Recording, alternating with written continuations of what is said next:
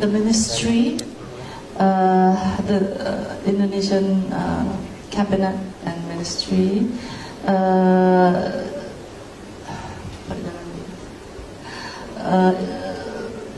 sekelas pejabat publik ya, bahasa Inggrisnya kok amburadul, apalagi ibu ini adalah Menteri Pariwisata.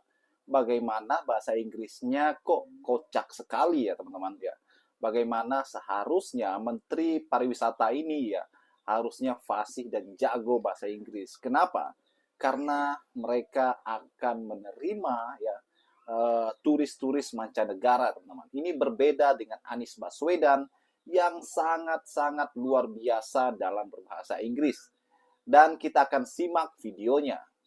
The ministry, the Indonesian cabinet and ministry,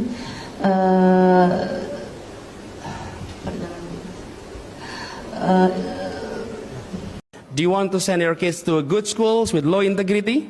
Or do you want to send your kids to schools with high integrity? The issue is bringing them back. So number one, make integrity the keyword of everyone. Number two. And the flock, we walk the talk. Not only talk the talk.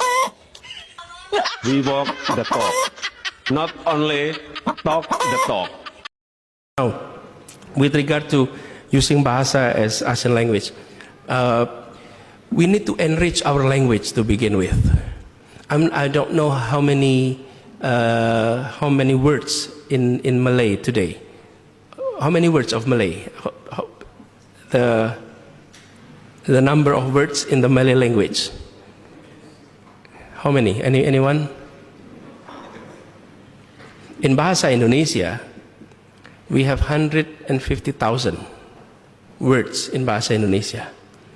And I remember when I started my job as Minister of Education, at that time it was only around 90,000. So I told our team, we need to enrich our language because 90,000 is not enough. Do you know how many words in the language, in English language? 1 million. And 7,000 additional words every year.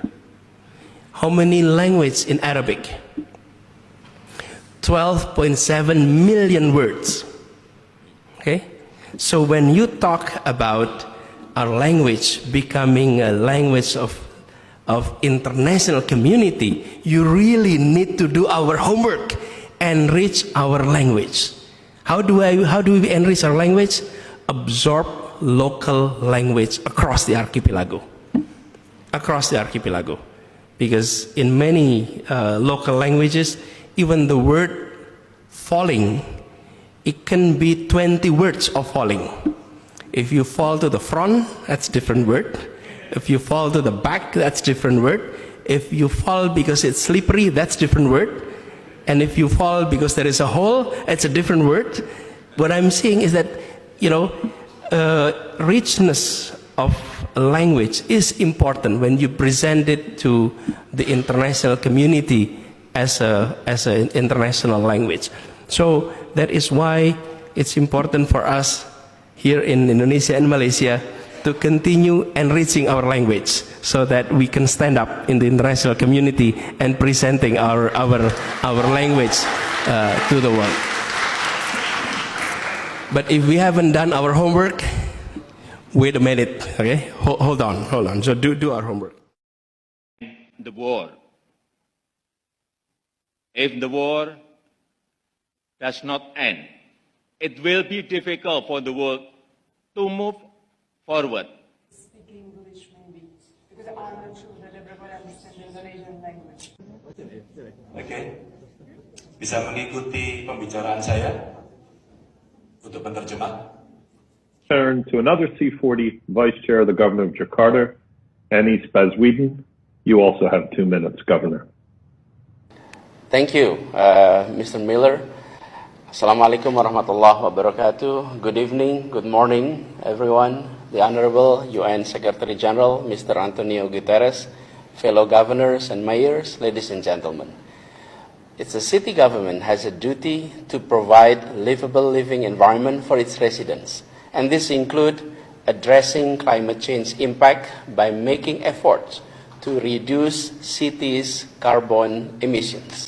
Ketemu saya, Mas, ini ada yang kurang, Mas. Apa? Tempat sampahnya kurang. Terus saya jawab, Bu, nggak ada tempat sampah, bukan kurang, nggak ada.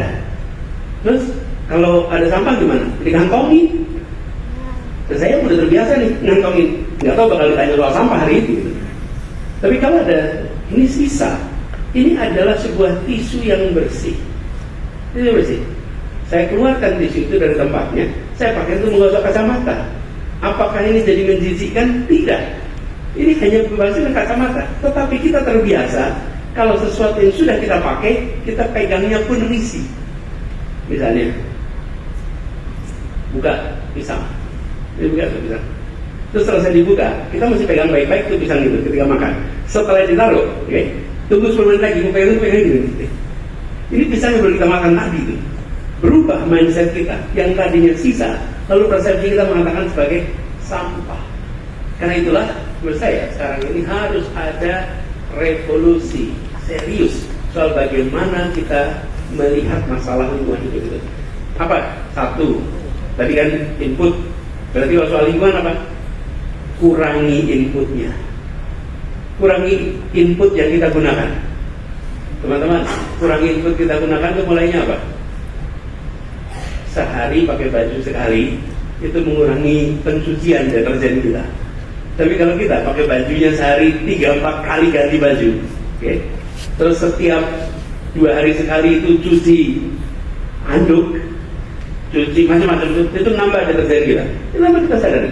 Jadi konsumsi dikurangi. Kita akan bantu lingkungan. Yang kedua, ketika kita beroperasi, aktivitas dibuat efisien. Yang ketiga, sisa sebagian dipakai lagi, sebagian harus melalui proses daur ulang, sebagian menjadi sampah. Jadi menurut saya mindsetnya itu dulu. Nah, kota-kota kita di seluruh dunia, seluruh Indonesia menghadapi problematika sampah. Saya kadang-kadang merenung kenapa itu terjadi. Kita sudah tinggal di kota, tapi mindset kita masih seperti dulu kita saat masih di desa, saat masih rural. Apa sih masih rural itu? Satu, semua yang kita konsumsi adalah recyclable. Beli nasi ponggol, wadahnya daun. Beli gudeg, wadahnya daun. Sehingga selesai dipakai, ya tinggal di rumah ada lubang, itu masukkan ke lubang sampah. Lalu akan di-recycle oleh alam. Nah itu di rural, itu ketika kita mengalami industrialisasi, barang-barang yang masuk ke dalam rumah kita nggak lagi recyclable oleh alam dengan mudah. Termasuk proyek yang Anda kerjakan kan membantu menyelesaikan soal plastik ini. Nah, ketika ini semua terjadi, mindset kita di kota belum berubah. Sehingga kota-kota di seluruh Indonesia yang ada adalah menimbun sisa yang disebut sampah, lalu menjadi timbunan. Bukan cuma Jakarta yang mengalami, kota-kota besar seluruh Indonesia sekarang mengalami. Nah, solusinya seperti dibilang tadi, di tingkat satu, tingkat rumah tangga. Yang kedua, di tingkat intermediary. Yang ketiga, tingkat akhir. Itu penyelesaiannya end to end. Saya bisa terusin ini, nanti jadi kuliahnya soal kuliah ekologi lingkungan untuk perkotaan gitu. Jangan, berhenti di situ aja. Tapi saya sampaikan teman-teman bahwa ini membutuhkan turun tangan kita di level lingkungan, perumahan. Tidak bisa memilah sampah dikerjakan satu rumah, nggak bisa. Harus dikerjakan oleh satu komunitas. Kenapa? Jadi bagaimana saya memilah sampah di rumah saya? Ketika saya taruh di luar, pemungut sampah mencampurnya lagi jadi satu. Itu paling frustrasi bagi rumah-rumah yang sudah memilah sampah.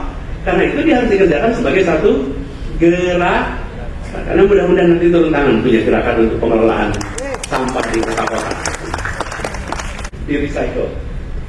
Sekarang di sana ada proses menjadikan itu sebagai sebuah briquette yang bisa dipakai untuk bahan bakar pabrik semen. Tidak dikerjakan. Saya resmikan itu persis sebelum ujung masa tugas. Kandi, sayang kita nggak jadi wawancara ya Kandi ya. Insya Allah nanti kita wawancara satu saat. Tapi Anda udah nggak jadi jurnalis ya sekarang, udah di Aksara. Pertanyaannya ini loh, saya juga baru kepikir nih, apa yang dikerjakan kalau lagi bosan dengan kerelawanan? Alhamdulillah belum bosan sama kerelawanan. Tapi yang jelas teman-teman, saya merasa bersyukur sekali karena saya berjalan bersama dengan sahabat-sahabat pejuang yang tidak pernah luntur semangat juangnya. Osin, Heri, Sami, Angger, dan mana lagi yang sama-sama selama ini berjuang bersama-sama, itu yang menjaga semangat. Jadi kalau saya boleh usul, selalu berjamaah dalam gerakan relawan. Anda tidak akan pernah kesepian dalam gerakan relawan. Tapi kalau teman-teman berjalannya sendiri, mungkin akan mengalami kebosanan. Selalu dalam kebaikan, kerjakan secara bersama-sama. Dan komunitas itu yang kemudian merawat, komunitas yang kemudian menjaga, sehingga suasana kerelawanan itu tumbuh, berkembang, dan kita akan selalu muncul, selalu dipertemukan dengan kebaruan. Lalu ada Fadil soal bidang lingkungan. Saya sudah jawab ya sebagian dari jawaban tadi. Mana Fadil? Oke. Anda misterius betul. Kacam topi hitam, masker hitam, nggak kelihatan bulan. Saya pikir susup dari mana? Gitu. Nggak ada susupan di situ ya. Nah, soal pendidikan lingkungan sudah ya, saya tadi sempat bicara. Tapi yang penting teman-teman, pendidikan lingkungan ini pembiasaan dari mulai usia muda. Lalu tentang akhlak guru, bagaimana menerapkan kepribadian atau budi pekerti, akhlak, karakter, itu dengan pembiasaan dan keteladanan. Anda tidak bisa minta pada orang lain untuk, ada anak-anak kita ya, anak-anak kita untuk bersikap berbeda dengan gurunya, dengan orang tuanya. Jadi orang tuanya mencontohkan, anaknya nanti akan mengikuti contoh yang diberikan. Jadi menurut saya contoh keteladanan kunci, lalu pembiasaan menjadi kunci keduanya. Karena tanpa ada pembiasaan dia tidak membentuk menjadi karakter. Supaya menjadi karakter dia harus ada proses pembiasaan. Ini yang menurut saya kunci. Kemudian Nora ya, bagaimana meningkatkan kesadaran politik untuk anak-anak muda. Teman-teman, ajak untuk melihat dan jangan terlalu banyak mengajari. Jadi kalau Nora pengen ajak teman-teman muda terlibat politik, maka ajaklah untuk ikut aja datang sebagai peserta, sebagai hadirin. Dan itu akan memberikan pengalaman baru. Seringkali persepsi itu membentuk benteng pembatas yang amat tebal, yang sulit untuk diubah. Dan ketika kita mencoba untuk memberikan penjelasan ABCDFG, mungkin akan dijawab dengan GHIJKLMN. Akhirnya nggak pernah ketemu. Ajak aja, lihat, terlibat, biasanya ruang untuk perubahan itu muncul. Kemudian yang kedua, berikan, kalau sekarang bukan hanya buku, video, rekaman, pidato, dokumenter yang menceritakan betapa keputusan-keputusan besar dalam kehidupan kita adalah merupakan keputusan politik. Nah, politik ini seringkali nampak tidak nyaman ketika kita berbicara perseteruan menuju pemegang kewenangan. Di situ kita seringkali menyaksikan politik sebagai sebuah praktek kompetisi yang tidak nyaman. Ini bangsa kita memang masih harus belajar untuk bisa berkompetisi dengan fair, dengan rasa sportivitas. Karena sportivitas ini yang harus dikembalikan, bukan hanya dalam kompetisi politik. Kompetisi sepak bola pun kita harus kembalikan sportivitas. Kompetisi olahraga, sportivitas dikembalikan.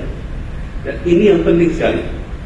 Teman-teman kalau lihat PON, teman-teman, Pekan Olahraga Nasional, lalu jenis-jenis atau cabang-cabang olahraga yang menggunakan juri, itu jenis cabang olahraga yang paling rentan pada praktek korupsi.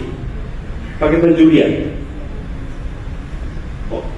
Mereka yang perform belum tentu bagus bisa dapat emas. Yang bagus nggak dapat medali sama sekali. Kenapa? Karena pakainya penjurian. Tapi kalau banyak lari, baru yang paling cepat yang dapat medali. Kenapa? Karena meritokrasi sepenuhnya.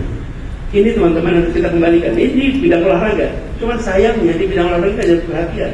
Kalau di wilayah politik juga begitu. Ada yang sudah punya angka 70%, keluarnya tinggal 35%. Hilang itu 35 yang lain. Nggak tahu hilangnya di mana. Mau nyari ke MK juga nggak ketemu. Nyari susah nggak kemana nyarinya. Jadi banyak misteri-misteri. Nah, ini yang sering membuat orang menjadi enggan di wilayah politik. Tapi sesungguhnya di wilayah inilah keputusan-keputusan besar itu dibuat. Karenanya saya sampaikan pada fase ini, pada fase proses menuju pemegang kewenangan, itu sportivitas harus dikembalikan, kejujuran, integritas dikembalikan. Dan kalau itu bisa terlewati, maka kita akan bisa mengambil keputusan-keputusan besar yang baik untuk Republik kita. Tapi jangan pernah, saya usul, jangan pernah merendahkan mereka yang apatis. Saya berapa kali datang di acara teman-teman mahasiswa, ada mahasiswa yang tanya, kan hadirnya banyak. Terus tanya gini, Pak Anies, saya ingin tanya, bagaimana caranya supaya mahasiswa ini yang tanya mahasiswa juga, yang apatis ini bisa kita rangsang. Untuk yang kanan kirinya apatis juga, Pak. Jangan sampai kita merasa kita yang paling aktif dan yang lain menjadi apatis. Dan itu yang akan membuat kita justru terjauhkan dari komunitas yang mau kita ajak. Terakhir, Kandi, kembali pertanyaan kedua Kandi. Ini teman-teman semua di sini banyak relawan. Apa sih manfaatnya jadi relawan? Apa sih senangnya jadi relawan? Saya mau minta nih, yang merasakan manfaat bagi diri sendiri acungkan tangan. Saya termasuk yang acungkan tangan. Saya merasakan manfaatnya. Apa? Satu, ya paling sederhana saja. Ada personal satisfaction. Ada kepuasan pada diri sendiri, pada lingkungan. Pulang ke rumah bercerita itu dengan rasa syukur. Nggak ada rasa malu atas apa yang dikerjakan. Enak betul pulang ke rumah, nggak ada yang rasa malu yang nggak ditutup-tutupi. Kenapa? Karena kerjanya kerja kerelawanan. Dan itu betul-betul membahagiakan. Yang kedua, berdampak. Nah, ketika berdampak ini teman-teman, saya bukan belajar dari saya belajar dari yang lain. Saya menyaksikan orang-orang yang bekerja di kerelawanan itu. Lalu sekian tahun kemudian ketemu dengan orang-orang terdampak. Mereka tidak pernah lewat, tidak pernah lupa atas apa yang pernah dikerjakan. Itu sesuatu yang ketika kita menjalani kita tidak merasakan, tapi melewati waktu pelan-pelan kita ketemu. Jadi itu bibit. Saya dulu menyaksikan itu dari ibu, dari ayah yang bekerja sebagai guru, menyaksikan anak-anak mudanya menjadi seseorang, lalu pulang bercerita. Saya cerita dari Pak Kusnadi. Itu pada saat Pak Kusnadi menjadi rektor di kampus kami, ada satu orang yang cerita, ini kalau tidak ada Pak Kusnadi, saya nggak bisa di sini. Namanya saya Profesor Sofyan Effendi, yang kemudian jadi rektor Gajah Mada. Kalau tidak ada program PTM, saya di Bangka tidak bisa sekolah SMA. Dan kalau tidak bisa sekolah SMA, tidak mungkin bisa kuliah di Gajah Mada. Muridnya Pak Kusnadi, ini cerita sedikit. Nah itu saya lihat dari dekat nih satu orang ini. Dia mengajar di Kupang. Lalu di kelasnya ada anak-anak yang dia temukan pintar, menurut dia pandai. Dia ajak dua anak itu. Bagaimana kita sudah melihat teman-teman ya, bagaimana kehebatan Anies Baswedan sebagai seorang tokoh, sebagai seorang pemimpin ya. Beliau ini kompleks kalau saya mengatakan seperti itu ya. Kenapa? Beliau menguasai bahasa Inggris, bahasa asing, kemudian beliau mempunyai kemampuan dalam leadership, ya pernah menjadi menteri, pernah menjadi gubernur, ya bahkan dosen, pengajar, hingga menjadi capres. Dan Pak Anies Baswedan ini memang sangat luar biasa sekali teman-teman ya. Bagaimana menurut kalian?